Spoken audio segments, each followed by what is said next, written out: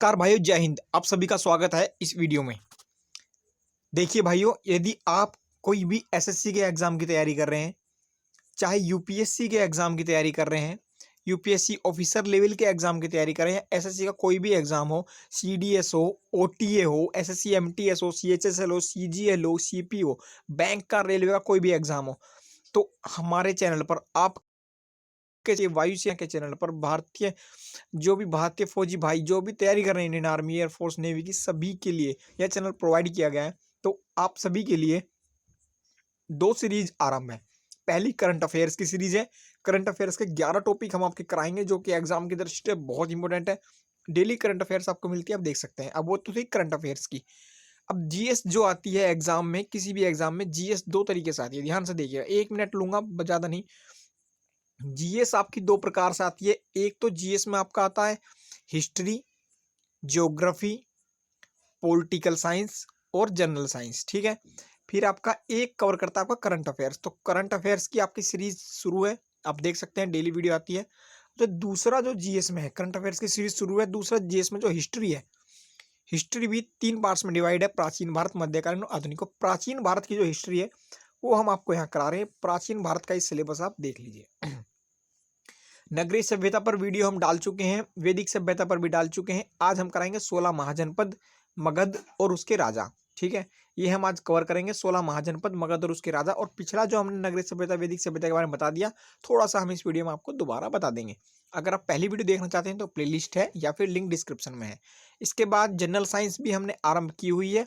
Geography जल्द आरंभ कर देंगे हम, पॉलिटिकल साइंस भी जल्दी आरंभ कर देंगे। फिलहाल 3 चीजें चली हुई हैं, करंट अफेयर्स प्लस में हिस्ट्री, डिटेल हिस्ट्री और आपका जो है जनरल साइंस लूसेंट का। तो चलिए आरंभ करते हैं। नगरीय सभ्यता के बारे में हम पहले बता देते हैं। नगरीय सभ्यता क्या थी? तो नगरीय सभ्यता सिंधु घाटी सभ्यता, सिंधु नदी के जो आसपास में जो खुदाई का कार्य हुआ, सिंधु नदी पास जो सभ्यता पाई गई, इसलिए इसे सिंधु घाटी सभ्यता कहा गया। और पाकिस्तान में जो हड़प्पा नामक जगह पर जो पहली बार जो खुदाई का काम हुआ, तो इसलिए इस जगह का नाम हड़प्पा सभ्यता भी हुआ। हड़प्पा और सिंधु घाटी सभ्यता एक ही बात है, ठीक है। इन्हें नगरीय सभ्यता भी कहते हैं। 5000 साल पुरानी सभ्यता थी नगरीय सभ्यता। ध्यान रखिए, सिंधु घाटी के जो लोग थे वो यहाँ के मूल निवासी द्रविड़ लोग थे।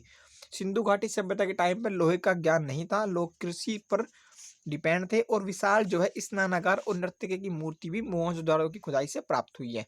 अब धीरे धीरे साल गए और 3200 के करीब हम आ गए, तो आर्यंस ने जो है, ईरान से जो आर्यंस आए थे, उन्होंने द्रविड़ों को, यहाँ के मूल निवासियों को पराजित किया। और यहाँ जो सभ्यता बने वो भी बनाई उन्होंने वैदिक सभ्यता।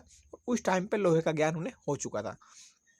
तो नगरीय सभ्यता यानी कि द्रविड़ लोग यहाँ के मूल निवासी थे। वे क्या करते थे? खेती करते थे। और यहाँ नृत्य की मूर्ति पाई गई। बंदगाह जो था यहाँ का लोथल प्रमुख बंदगाह था। हड़प्पा से जो प्राप्त मिले, जो उत्खनन से प्राप्त जानकारी, तो हड़प्पा सभ्यता। सिंधु नदी के किनारे जो मिला वह है सिंधु घाटी सभ्यता, ठीक है। आर्यंस जो आए थे ईरान से, उन्होंने ये द्रविड़ लोगों को परास्त किया और फिर यहाँ वैदिक सभ्यता को उन्होंने अपनी वैदिक सभ्यता अपनाया। वैदिक सभ्यता ग्रामीण सभ्यता थी, कृषि इनका प्रमुख साधन था और लोहा के उपकरण यहाँ प्राप्त हो गए। घोड़ा भी इनका प्रमुख पशु था, इसलिए कह सकते हैं वैदिक सभ्यता में लोहे की खोज हो चुकी थी। अब समय बीतता गया। अब धीरे धीरे जो है 16 राज्य, जैसे अब यहाँ 28-29 राज्य, अब 16 राज्यों में जो है अब हिंदुस्तान विभाजित हो गया, यानी कि 16 राज्यों में, जिसे 16 महाजनपद कहा जाता था। तो आज जो है वीडियो आरंभ हुई। चलिए, 16 महाजनपद में सबसे पहला आपका मगध था, फिर अंग, काशी, कौशल, वजी, मल, चेदी, वत्स, कुरु, पांचाल, सूरसेन, गांधार, कंबोज, अस्माक, अवंती और आपका मत्स्य। अब इंपॉर्टेंट बात जो आरंभ होती है, अब सीरियस होकर पढ़िए आप, एग्जाम में इससे बाहर एक भी क्वेश्चन नहीं जाएगा, सीरियस होकर पढ़िए। के बाद मैं आपको कुछ क्वेश्चंस भी कराऊंगा। मोस्ट पावरफुल था मगध और सबसे बड़ा जो था वो अवंती था, उज्जैनी। पावरफुल मगध था और सबसे बड़ा था अवंती। मगध शक्तिशाली क्यों था? मगध के दोनों ओर नदी बहती थी, कृषि बहुत ज्यादा होती थी, उपजाऊ जमीन थी, इसी कारण मगध को शक्तिशाली कहा गया है। आज हम इसमें आपको जो है मगध के बारे में पढ़ाएंगे। बाकी डिटेल स्टडी हम आपको इंपोर्टेंस करा देंगे आपको 16 के 16 महाजनपदों की।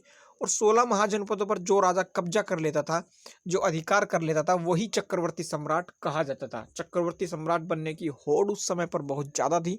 जो भी चक्रवर्ती, हर राजा चाहती उसका पुत्र, उसका युवराज जो है चक्रवर्ती सम्राट बने। अशोक एक ऐसा सम्राट था जिन्होंने 16 महाजनपदों पर कब्जा कर लिया था और चक्रवर्ती सम्राट कहलाया। ठीक है। अशोक के जो पिता थे बिंदुसार, उन्होंने 10 महाजनपद पर कब्जा किया था और अशोक के जो दादा थे चंद्रगुप्त मौर्य, उन्होंने 8 महाजनपद पर कब्जा किया था। मगध शक्तिशाली था, इसलिए मगध को सब लोग मगध पर कब्जा करने की ज्यादातर सोचते थे, इसी कारण युद्ध होते थे। तो ध्यान रखिए, मगध के दोनों ओर नदी बहती थी और विंध्याचल श्रेणी भी मगध से होकर ही गुजरती है, जिससे लकड़ी प्रचुर मात्रा में मिलती थी। हाथी का युद्ध अभ्यास जो प्रारंभ किया था सबसे पहले मगध ने किया था, हाथियों का युद्ध में। ठीक है, यूज। अब 16 महाजनपदों का जो वर्णन है एक बौद्ध ग्रंथ में है, जिसका नाम है अंगुत्तर निकाय। देखिए, बौद्ध धर्म जो है वो मगध से रिलेटेड है, क्योंकि अशोक ने बौद्ध धर्म अपनाया था, शिलालेखों पर भी लिखा है। तो जो बौद्ध धर्म में अंगुत्तर निकाय जो बौद्ध ग्रंथ है, उसमें 16 महाजनपदों का इसमें जो है विवरण मिलता है। अशोक ने 16 महाजनपद पर कब्जा किया था, हमने आपको बताया। अजय महेंद्रा जी के जो है ये आपका चैनल है, आप इस चैनल को सब्सक्राइब कर लीजिए रेड बटन दबाकर, ताकि हमारी जो जीके से रिलेटेड वीडियो है, डिटेल स्टडी, डिटेल सेल्फ हाथ की बनाई हुई आपको संपूर्ण वीडियो मिलते हैं, प्लस में फ्री पीडीएफ। टेलीग्राम ग्रुप पर जाकर आप अजय महेंद्रा जी के लिख सकते हैं, जीके जीएस स्टडी आपको मिल जाएगा। ठीक है, तो आप चैनल को सब्सक्राइब कर लीजिए, वीडियो को लाइक कर दीजिए। मैं अपने लिए नहीं, देश के भाइयों के लिए, शहीद भाइयों के लिए, फौजी भाइयों के लिए, भारत माता के लिए। ठीक है, चलिए अब मगध के बारे में जान लेते हैं। मगध की जो जानकारी महाभारत से ही मिलती है। मगध की पहली राजधानी गिरिब्रज जो है राजगृह थी, बाद में बदलकर उसको पाटलिपुत्र कर दिया गया। मगध, ठीक है, मगध यानी कि अब का आप कह सकते हैं बिहार की बात कर रहे हैं। बिंबिसार यहाँ का जो पहला राजा था मगध का। बिंबिसार का वंश था हर्यक वंश। बिंबिसार के बाद आया शिशुनाग, जिसने नागवंश की स्थापना की, फिर महापद्मानंद नंदवंश की। फिलहाल आपको इतना याद रखना है, बिंबिसार और बिंदुसार में अंतर। बिंदुसार जो थे चंद्रगुप्त मौर्य के पुत्र थे और बिंबिसार ने हर्यक वंश की स्थापना की। बिंबिसार ने हर्यक वंश की, शिशुनाग ने नागवंश की, महापद्मानंद ने नंदवंश की स्थापना की। फिर महापद्मानंद को हराया जो था, महापद्मानंद के पुत्र धनानंद को चंद्रगुप्त मौर्य ने अपने गुरु चाणक्य की सहायता से, फिर चंद्रगुप्त मौर्य ने मौर्य वंश की सहायता की। डिटेल स्टडी पढ़ते हैं। बिंबिसार ने हर्यक वंश की स्थापना की थी। देखिए अब पहले नंबर से, बिंबिसार जो है बौद्ध धर्म अनुयायी था। बिंबिसार की मृत्यु उसी के पुत्र अजातशत्रु ने की थी। अजातशत्रु की मृत्यु उसी के पुत्र उदयन ने की थी। ठीक है, अजातशत्रु ने गंगा और सोन नदियों के संगम पर पाटलिपुत्र नगर की स्थापना की, जो बाद में जाकर जो है पाटलिपुत्र मगध की राजधानी बना।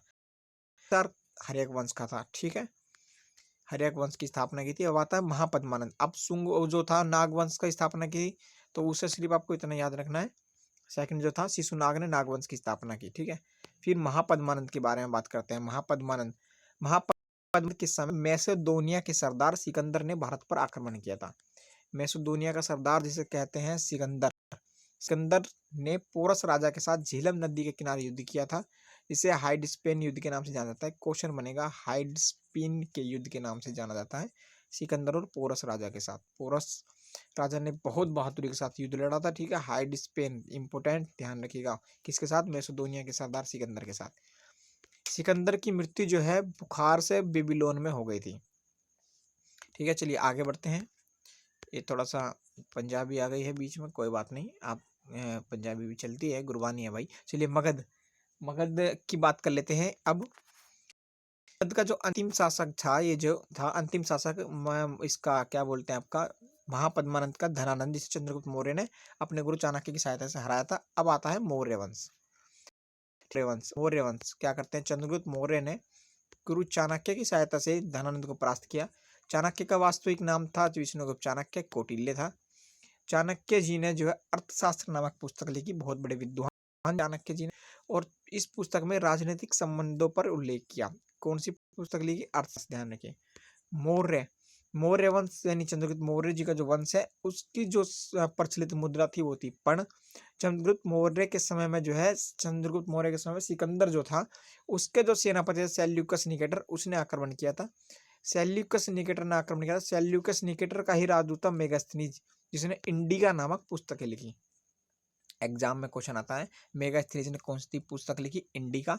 और उस टाइम की प्रचलित मुद्रा क्या थी? पर्ण थी। महापद्मानंद धनानंद को किसने हराया? चंद्रगुप्त मौर्य ने। किसकी सहायता से? आचार्य चाणक्य की सहायता से। चाणक्य का वास्तविक नाम कौटिल्य। कौन सी बुक लिखी? अर्थशास्त्र नामक बुक लिखी। अब सेल्यूकस निकेटर ने जो चंद्रगुप्त के शासन काल में जिसने आक्रमण किया था, जो राजदूत था जो कि उसका सिकंदर का, तो चंद्रगुप्त ने उसकी पुत्री के साथ विवाह किया और 8 महाजनपद पर चंद्रगुप्त मौर्य ने कब्जा किया। चंद्रगुप्त मौर्य ने अपने जीवन के अंतिम दिन जो है जैन धर्म को स्वीकार कर लिया था और श्रवण बेला में उपवास के दौरान चंद्रगुप्त मौर्य की मृत्यु हो गई। चंद्रगुप्त मौर्य के बाद चंद्रगुप्त मौर्य का पुत्र बिंदुसार राजा बना। बिंदुसार को जो है अमित्रघात, वारिसार और भद्रसार के नाम से भी जाना जाता है। बिंदुसार ने भी जैन धर्म को अपनाया और करीबन 10 महाजनपदों पर कब्जा किया और बिंदुसार के समय में तक्षशिला में एक विद्रोह हुआ था जिसे शांत करने के लिए अशोक को भेजा गया। ठीक है, अब बात आती है अशोक। मौर्य वंश में जो है अशोक सबसे प्रतापी शासक था। इसके शासनकाल में शिलालेखों का प्रचलन जो है चरम सीमा पर था। शिलालेखों की जो और अशोक ने 16 के 16 महाजनपद पर कब्जा किया और चक्रवर्ती सम्राट कहलाए। कलिंग युद्ध के बाद बड़ी नरसंहार को देखते हुए अशोक ने जो है बौद्ध धर्म को अपनाया था। अब ध्यान रखिए, अशोक के लिखे हुए जो शिलालेख हैं उनको सबसे पहले फैथेलर ने उसकी खोज की थी, पर जो पढ़ा गया था वो 1837 में पढ़ा गया था। अशोक के शिलालेखों की खोज 1750 में फैथेलर ने की और जो पढ़ा गया था वो पढ़ा गया था जेम्स प्रिंसेप के द्वारा। देखिए, काफ़ी ज़्यादा मेहनत आपके लिए की गई है, हैंड रिटन आपके लिए नोट्स लाए गए हैं। हिस्ट्री में ये प्राचीन भारत चल रहा है। पहले नगरीय सभ्यता पर वीडियो आपको मिल जाएगा प्लेलिस्ट में। दूसरा वंश पर, तीसरा आपको गुप्त वंश पर वीडियो मिलेगा। सभी पे आपको सेपरेट वीडियो मिलेगा जिसमें हम प्राचीन भारत कवर करेंगे। जैसे हमने स्टार्टिंग में आपको बताए थे टॉपिक्स, सारे टॉपिक्स प्राचीन भारत के हम कवर करेंगे, फिर मध्यकालीन भारत और आधुनिक भारत, फिर महत्वपूर्ण क्रांतियाँ भी हम आपको कराएंगे। ठीक है, हिस्ट्री यहाँ से कंप्लीट कराएंगे, प्लस में करंट अफेयर्स आपकी वहाँ से चल रही है, लूशन जनरल साइंस भी चल रही है, फिर पॉलिटिकल और ज्योग्राफी भी कराएंगे। जीएस जो एग्जाम में आती है 25 नंबर की एमटीएस में, 50 की सीएचएसएल में या सीजीएल में, या फिर ओ यूपीएससी का एग्जाम सीडीएस में जो आती है, आप यहाँ से कवर कर सकते हैं। एक भी क्वेश्चन बाहर नहीं जाएगा, बशर्ते आप चैनल को अपना प्रेम दें, सब्सक्राइब करें और वीडियो को लाइक जरूर कर दें। ठीक है, चलिए आते हैं। गौतम बुद्ध के जो शिष्य थे उपगुप्त से जो है अशोक ने बौद्ध धर्म की शिक्षा ली। अशोक को देवानाम प्रिय के नाम से भी जाना जाता है। अब मौर्य वंश का जो अंतिम शासक था वो था बृहदत्त। और बृहदत्त को जो है पुष्यमित्र शुंग ने जो है पराजित किया और फिर पुष्यमित्र शुंग ने शुंग वंश की स्थापना की। तो आज हमने मौर्य वंश को डिस्कस किया और मौर्य वंश का अंतिम शासक बृहदत्त था जिसे पुष्यमित्र शुंग ने जो है पराजित किया और शुंग वंश की स्थापना की। कल हम शुंग वंश के बारे में पढ़ेंगे। शुंग वंश की स्थापना किसने की? पुष्यमित्र शुंग ने। और पुष्यमित्र शुंग के बाद आगे भी हम आपको कल ये सीरीज कंटिन्यू जारी रखेंगे। देखिए, वीडियो को लाइक कर दे। देखिए, ये आपका जो है सिलेबस है, फिर से हम दिखा देते हैं। नगरीय सभ्यता पर वीडियो अपलोड हो चुका है, आप लिख लीजिए या आप डिस्क्रिप्शन में लिंक देख लीजिए। आपको पीडीएफ भी टेलीग्राम ग्रुप पर मिल जाएगा। टेलीग्राम ग्रुप पर आप टाइप कीजिए अजय महेंद्र जी के या जी के जीएस स्टडी, आपको मिल जाएगा। वैदिक सभ्यता पर भी वीडियो अपलोड हो चुका है। 16 महाजनपदों का यह वीडियो है और मगध और उसके राजा का वीडियो यहाँ तक हमने कवर कर दिया। कल हम गुप्त वंश आपको कराएंगे। ठीक है, गुप्त वंश कराएंगे, फिर महत्वपूर्ण प्रश्नोत्तर सेट कराएंगे, फिर दक्षिण भारत का राजवंश कराएंगे, फिर दक्षिण भारत का इतिहास और धार्मिक आंदोलन बौद्ध और जैन आपके हम ये कराएंगे। इतना कराने के बाद प्राचीन भारत कंप्लीट हो जाएगा। फिर हम आपका मध्यकालीन भारत चलाएंगे, ज्योग्राफी में चलाएंगे, फिर भूगोल, फिर मैं बता रहा हूँ आपको लूशन जनरल साइंस आपका डेली अपलोड होता है, डेली करंट अफेयर्स अपलोड होता है, डेली वोकैब्स अपलोड होते हैं द होली स्टडीज़ पर। तो आप देख लीजिए, किसी भी एग्जाम के लिए कहीं और जाने की आपको आवश्यकता है नहीं। ठीक है, एसएससी का आप तैयारी कर रहे हो, सीडीएस ओटीएस सभी के लिए ज़रूरी है। एक लाइक कर दीजिए आप भारतीय वायुसेना के लिए, इंडियन आर्मी के लिए, एयरफोर्स के लिए, नेवी के लिए। ठीक है, भारत माता के लिए। और कमेंट में बताइए आप किस टॉपिक पर वीडियो चाहते हैं। जय हिंद।